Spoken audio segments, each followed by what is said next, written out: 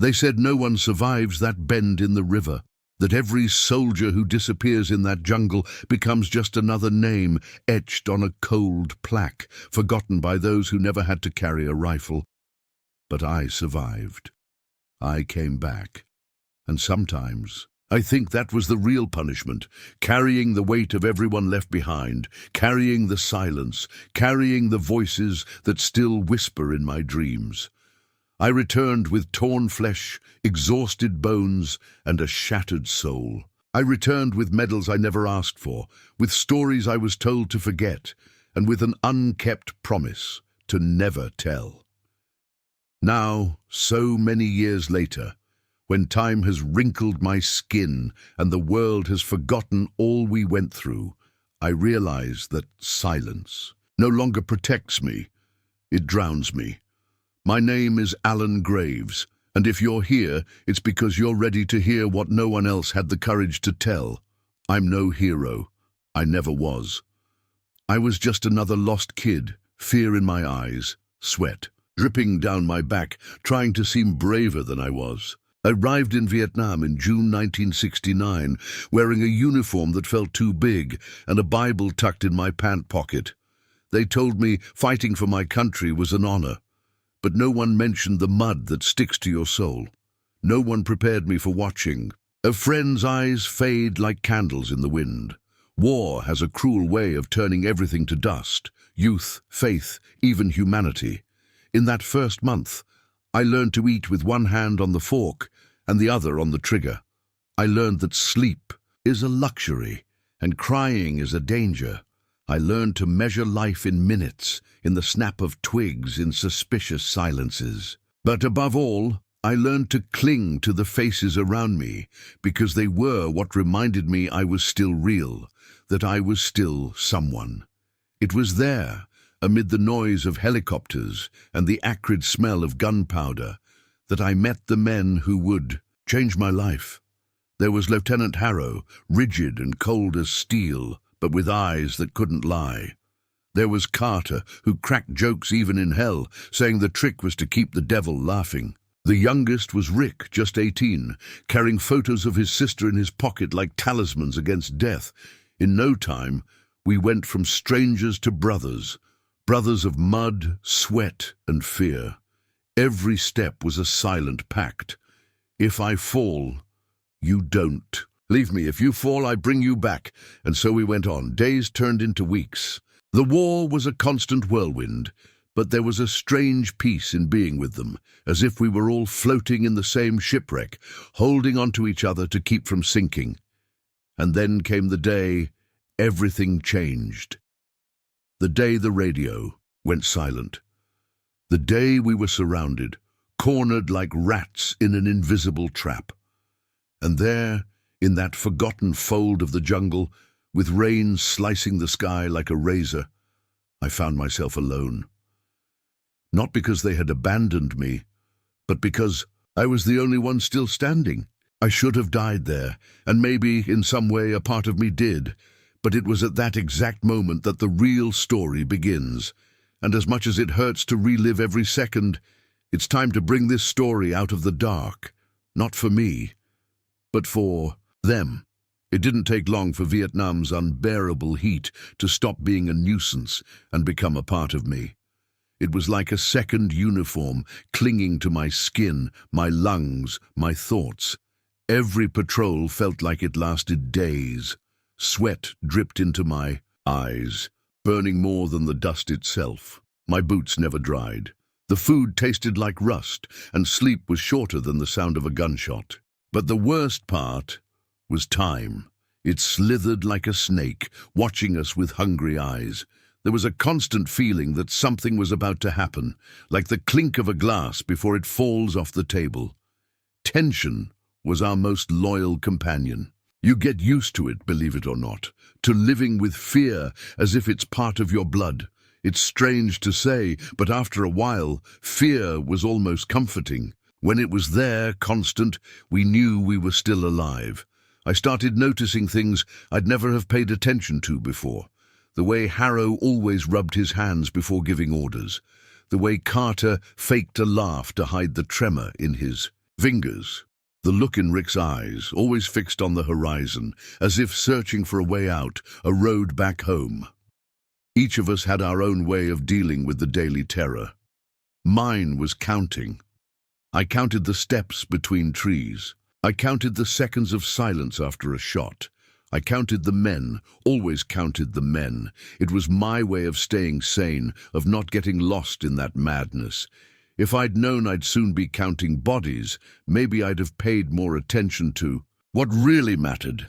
But in war, you only understand what you've lived through after it's already over. And sometimes it's too late. We had a mission, one of those they tell you will be quick, clean, straightforward. But we already knew those words were just varnish to cover the chaos. We were sent to a dense jungle area near a zone that, according to the maps, was relatively safe. That should have sounded like a joke. It was a narrow valley, surrounded by hills, with poor visibility and plenty of spots for ambushes. The radio worked when it felt like it, the weather turned, and the fog started rolling in like a cement blanket. Harrow was restless. Carter, quieter than ever. Even Rick, the most naive of us, seemed to sense something was wrong. But we went on, because that's what you did. You obeyed. You marched. You survived. Or tried to. It was in that moment, in that string of seemingly mundane decisions, that the trap closed. A sharp sound, a quick snap, and then the world became an explosion. Dust, screams, smoke, bodies falling, bursts of gunfire cutting through the air. The ground shook, the sky vanished. The jungle swallowed us with iron teeth, and when the noise finally stopped, all that remained was the echo of death whispering among the trees. I crawled as far as I could, called out names that didn't answer, saw faces covered in blood and mud. And there, lying with my rifle in hand and my heart racing. With panic, I realized no one was responding, just silence. And silence in war is the most terrifying sound there is. I don't remember exactly how long I stayed motionless in that clearing surrounded by blood-stained trees. Time there stopped following any logic. Minutes felt like hours. Hours felt like seconds. I remember the pain burning in my arm, shrapnel from some explosion maybe. But I didn't care. Not when I saw Rick lying on his side, eyes still open, as if staring at some point in the sky only he could see. I tried to reach him, but my body wouldn't respond. And that's when I felt for the first time a wave that wasn't fear. It was a silent fury. An impulse that came from within, not from adrenaline, not from instinct, but from something more primal, more raw. The refusal to accept that it would end there, like that we'd die as shadows, forgotten, indistinguishable from the mud. Crawled. Every movement was a battle. The smell of blood mixed with the metal of ammunition made me gag. I found Carter slumped behind a broken log, his leg torn apart, but still breathing. His eyes met mine, and for a second there was a silent understanding between us. He knew I wouldn't run. Harrow was further ahead, unconscious but alive. Two others, Jenkins and Ramirez, were in critical condition. I gathered them as best I could, pulling, pushing, praying through gritted teeth. There was no radio, no reinforcements, and night was already threatening to fall. The jungle was alive. And we, half dead, were just intruders there. What I did in the hours that followed wasn't pretty. It wasn't heroic. It was instinctive. I was forced to think like a predator, not a soldier. I set up makeshift traps, confused movements, spread false sounds to divert attention. I carried each of those men as best I could, one by one, as if I were carrying pieces of myself. I became a shadow among the trees, driven by sheer desperation and a sense of duty that no longer came from orders above, but from something deeper, as if each step told me, "You're still alive because you have a debt to pay." When I finally saw the more open clearing, where I knew we might have a chance to signal, I no longer felt my body. I was covered in blood, mud, sweat, and silence, but we were out. Almost all of us. One of us didn't make it on the way, and that stilled tears. me apart inside. But I held on to the ones who remained until a light broke through the sky, and I knew we were no longer alone. The mission was over. But for me, something new was beginning. Something that would last decades, hidden, gnawing at my days, corroding my nights. The return to base wasn't like in the movies. No applause, no anthems, no promises of glory. Just silent stares and questions no one dared ask out loud. They put us in an isolated corner under medical care and said the command would review the incident. Tactical assessment and standard. Procedure, they said. But what I remember most wasn't the protocol, it was the silence. A silence so thick it seemed to cling to the skin. Carter didn't say a word for over a month. Harrow, when he regained consciousness, just nodded at me, as if he didn't want, or couldn't, know what I'd done to bring him back. As for me, I lay there, staring at the zinc ceiling, waiting for someone to say it had all been necessary. But no one did, and maybe because no one dared admit that night I crossed a line few acknowledge, the one of acting without waiting for permission, of taking responsibility for lives that weren't mine, and that comes at a price. I was called to a closed-door meeting with 2 senior officers and a man who clearly wasn't military. His shoes shone too brightly, and his eyes scanned my soul as if searching for a detail out of place. They asked questions with carefully chosen words, as if each syllable were part of a larger puzzle. I told them what happened. I didn't exaggerate, I didn't omit. I just spoke. When I finished, the man with the polished shoes just looked at me and said, "It was never recorded." That way. And with that sentence I understood everything. They wanted it to be just another failed mission, a communication error, a casualty within the expected. They didn't want a lone hero, didn't want spotlights on decisions that bypassed command. They wanted silence, and like a good soldier, I gave it to them. After that, things were never the same. The base felt smaller, the stairs longer, the nightmares more frequent. During the day, I followed orders as always.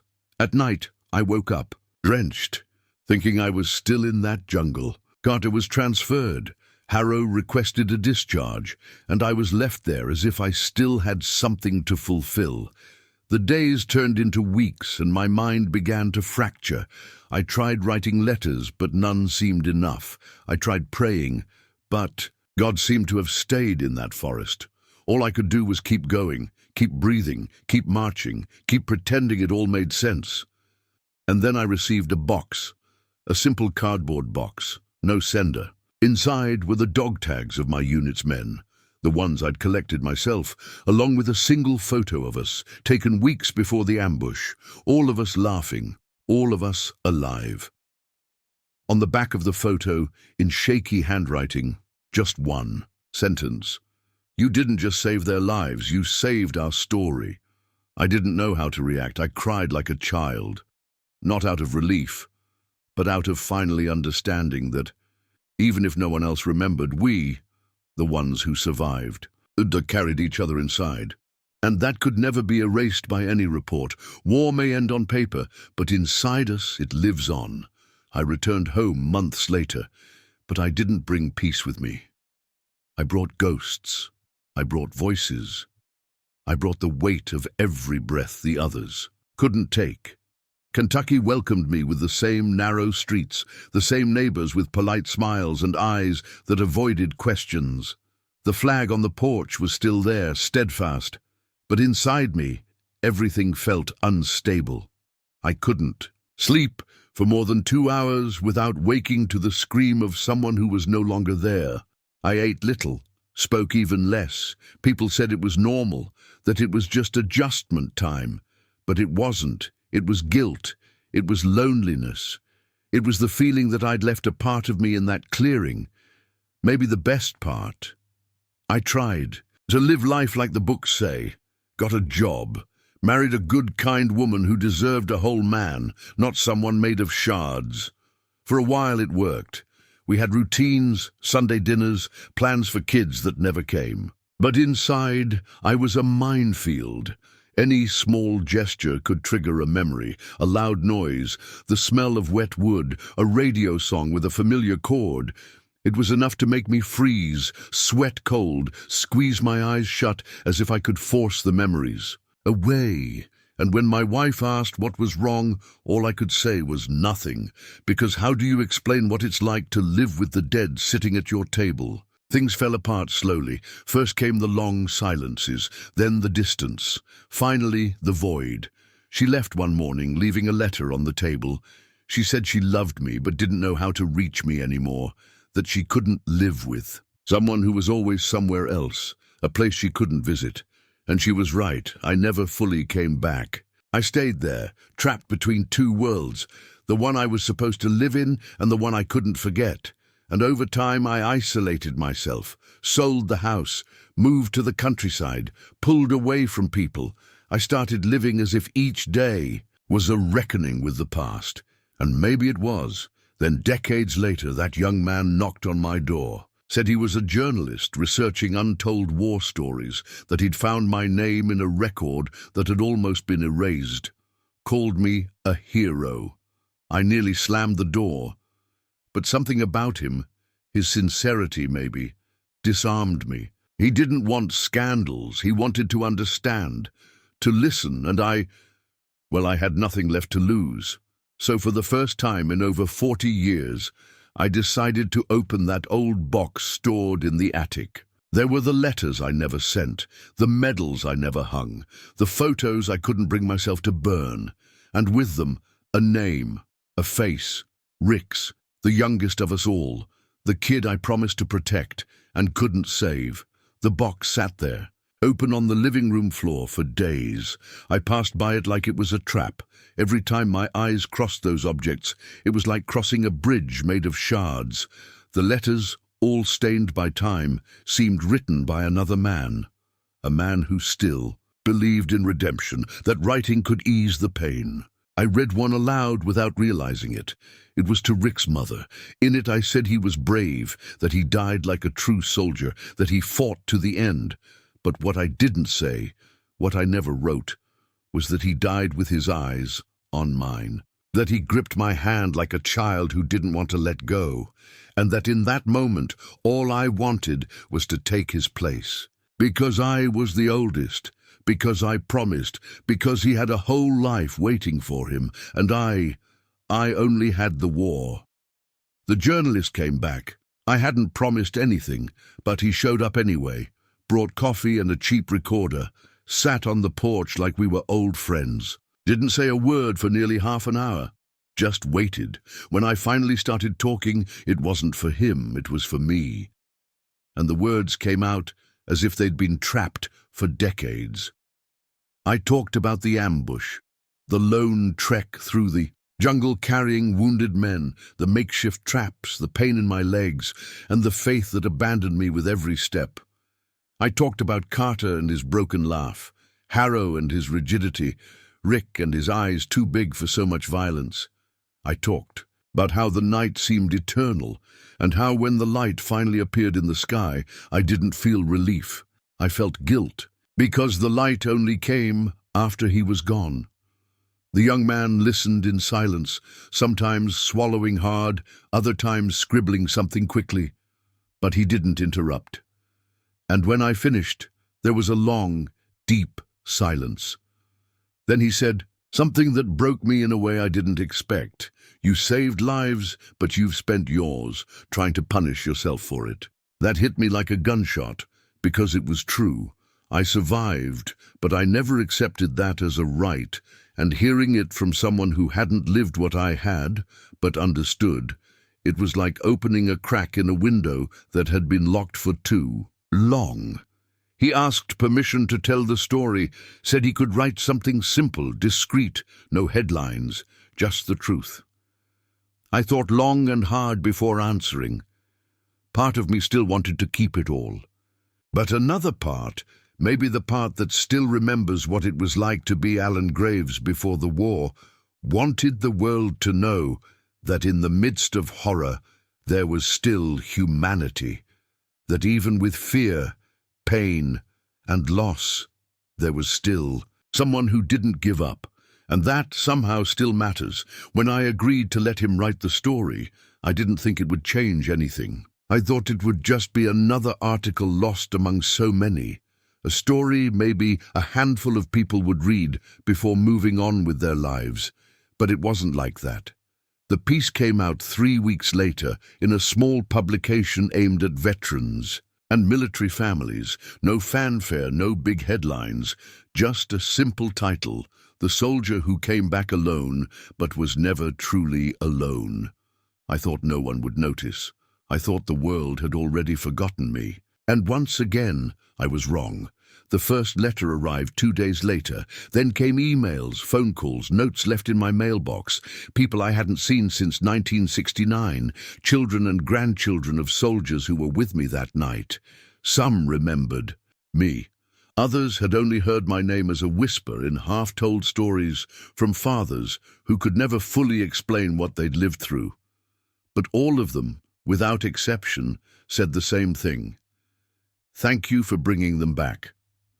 I read each word with trembling hands, blurred eyes, as if every sentence were a bridge connecting the present to a past I thought was doomed to oblivion. But what touched me most was a letter from Arizona.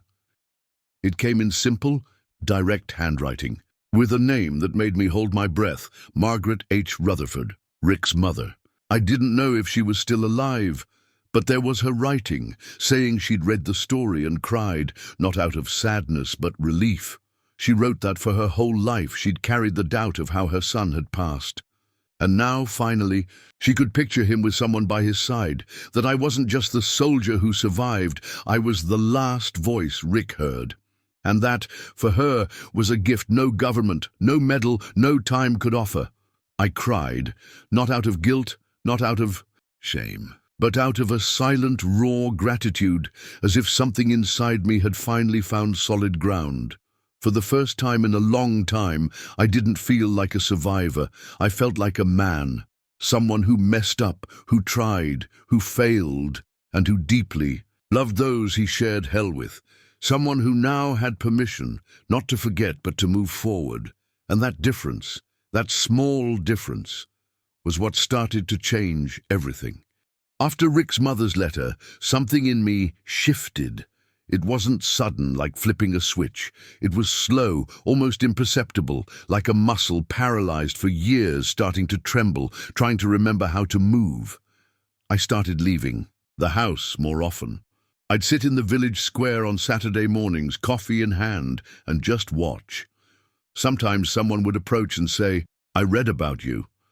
I didn't say much back. A nod was enough, but inside it moved me more than any speech. I realized that my story, the one that haunted me for decades, was now serving as a mirror for others, and some started coming to me. Young veterans, widows, parents, children of soldiers who fought in different wars but came back with the same hollow eyes I once saw in the mirror. They didn't come for answers, they came for company, and this time I didn't hide. There was a young man, Marcus, in his 20s, a former soldier from Afghanistan. He said he felt dead inside, even with his body intact. "It's like my war didn't end, it just changed addresses," he said. I recognized that look. It was the same one I carried for 40 years, so I told him, not everything, but enough. For him to understand he wasn't alone. I talked about sleepless nights, forgotten birthdays, relationships that sank for lack of words. I talked about the nameless pain we carry when we return to a world that's moved on. And for the first time, I saw in his eyes something that wasn't despair, it was recognition. As if by hearing my story, he'd finally understood his own. Others came. Some just wanted to listen. Others cried in silence. Some left notes. I wasn't a counselor or a therapist. But I discovered that sometimes just being there, being living proof that it's possible to cross that hell and still keep breathing, was enough. I started writing letters to the families of my old comrades. Some were delivered, others came back. But the act healed me. Line by line, word by word, I was rebuilding a bridge between me and that 21-year-old kid who once thought courage was feeling nothing. Now I know. Courage is feeling everything and still going on. It was around this time that I got an invitation from the military base where I served, an annual gathering of veterans and new recruits. They asked me to speak. Nothing big, they said, just share something. I thought about refusing, the old resistance, the shame, the belief that I had nothing useful to say, but something in me, maybe Rick's memory, maybe Marcus's look, said I had to go. Not for me, but for all those who are still fighting, even after coming back. On the morning of the event, I put on my old uniform. It didn't fit like it used to, tight in the shoulders, loose at the waist, but it carried the story in its fabric, in its folds, in the nearly invisible marks of time. Looking in the mirror, I no longer saw the scared kid who stepped off the helicopter in 1969. I saw the man who survived it all, and more, the man who had finally stopped running from himself. The base was different, of course, everything more modern, cleaner, more digital. But the eyes of the young soldiers were the same, a mix of anxiety, bravado, and a subtle fear hidden behind discipline. When I stepped onto the small stage, I didn't bring any paper, no rehearsed speech, just the box. That old box with the letters, the dog tags, the photo. I showed it to them. I told a bit of the story, not with grand words, just with truth. I said that war doesn't end with the last shot, that it continues silently in the choices we make every day, and that real courage isn't in never feeling fear. It's in not letting fear turn you to stone. When I finished, no one clapped right away. Not out of disrespect, but because the silence said more. And in that moment I understood. I didn't come back alone. I was never alone. I carried those men with me, and now, somehow, I'd passed that on. What we did that night wasn't just surviving. It was resisting the loss of our humanity, and that's the true victory. Today, back at my countryside home, the box is still here, but it doesn't weigh as much anymore. It's no longer a vault of guilt. It's a memorial, a reminder. I still get letters, sometimes visits, sometimes just silent nods from someone who recognizes me at the market. I don't need to hide anymore or pretend it didn't happen. Because now I know my story isn't just about pain. It's about life, about what it means to carry another when they can't walk, about what it means to be remembered. And to remember, my name is Alan Graves, and this is the story I spent my whole life trying to forget. But today, with humility, with scars, and with a certain relief in my chest, I can finally tell